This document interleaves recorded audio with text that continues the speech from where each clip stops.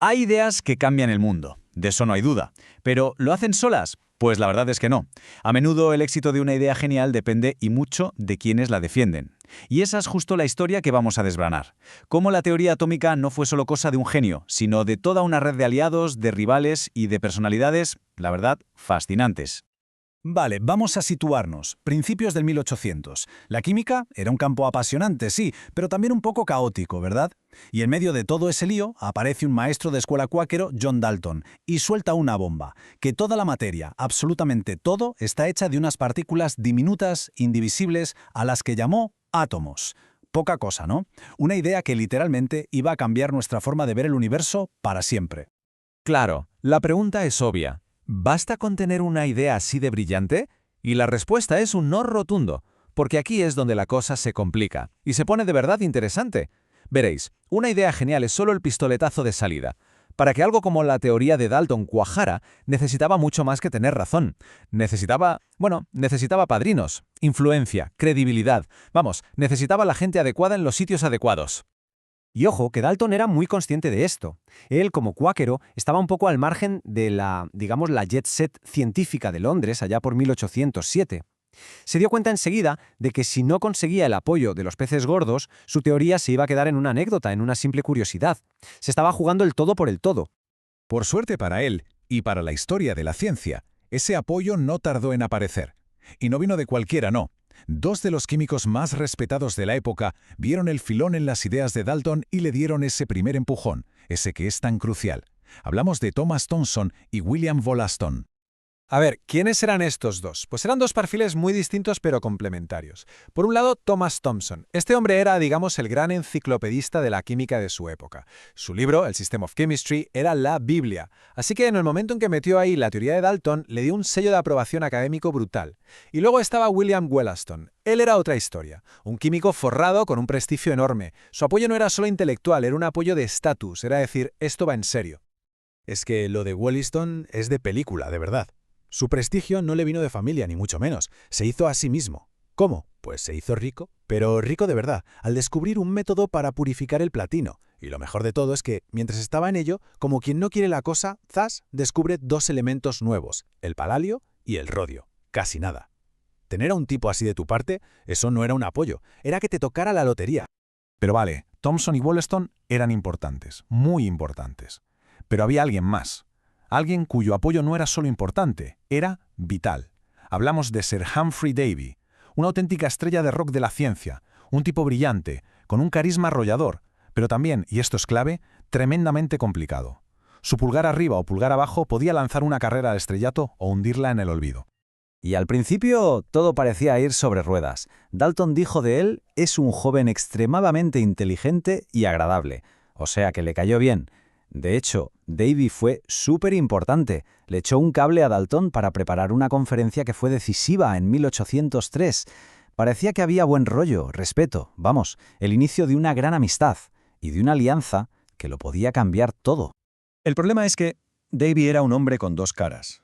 Por un lado, tenías al genio, el tipo que hacía la ciencia popular en la Royal Institution, que descubrió el sodio y el potasio, que inventó la lámpara de seguridad para los mineros y se convirtió en un héroe nacional.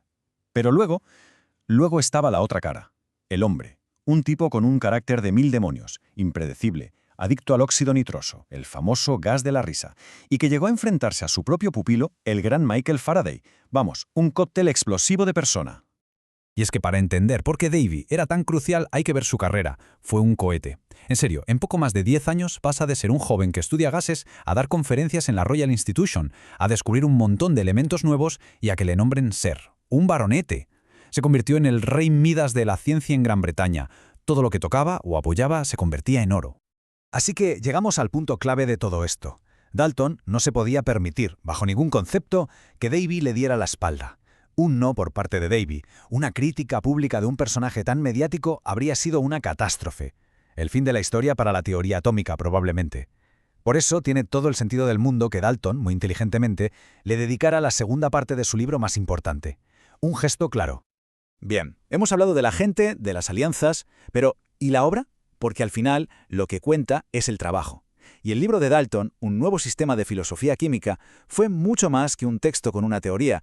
Fue fue proponer un lenguaje visual completamente nuevo para la química, una manera de ver y entender de qué están hechas las cosas que nadie había imaginado antes.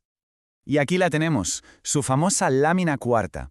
Esto es historia pura de la ciencia. Por primera vez, los elementos no eran solo nombres, tenían una cara, símbolos circulares, simples, lógicos. Esto de verdad lo cambió todo. Y hay un detalle que me encanta, muy humano. Incluye a la cal como si fuera un elemento. Hoy sabemos que no lo es, que es óxido de calcio. Es un pequeño recordatorio de que la ciencia no va a tener siempre la razón a la primera, sino de probar, equivocarse y seguir adelante.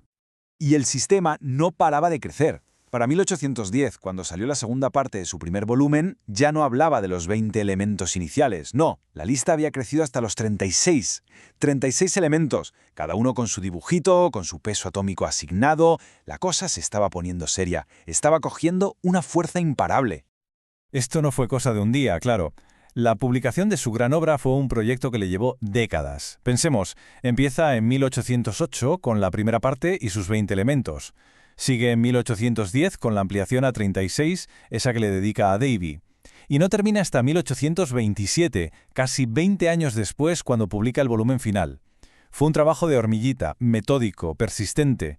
Estaba ladrillo a ladrillo construyendo los cimientos de la química que conocemos hoy. Y con esto llegamos al meollo de la cuestión, porque lo que nos enseña toda esta historia es algo fundamental, que la ciencia no es esa cosa fría, objetiva, que pasa en un laboratorio aislado del mundo. Para nada. Es una actividad profundamente humana, que se mueve tanto por los datos y los experimentos como por las amistades, las envidias y las relaciones entre la gente. Y esa es la gran lección que nos llevamos, que el progreso científico necesita ideas, por supuesto, pero se alimenta igual de alianzas, de rivalidades y de las personalidades que hay detrás. La historia de la teoría atómica no es solo la historia del genio de John Dalton, es también la historia del apoyo de Thomson, del prestigio de Wollaston y sobre todo de la relación con el brillante pero complicadísimo Sir Humphrey Davy. Sus apoyos fueron tan importantes como los átomos mismos para que la teoría saliera adelante. Y todo esto, claro, nos lleva a una pregunta final, una para darle vueltas. Si pensamos en los grandes avances de hoy, qué sé yo, la inteligencia artificial, la edición genética, ¿qué redes de gente, qué apoyos, qué rivalidades están ahí, moviendo los hilos en la sombra, decidiendo qué ideas triunfan y cuáles no? Porque si algo nos enseña la historia es que, aunque no las veamos, esas redes siempre están ahí.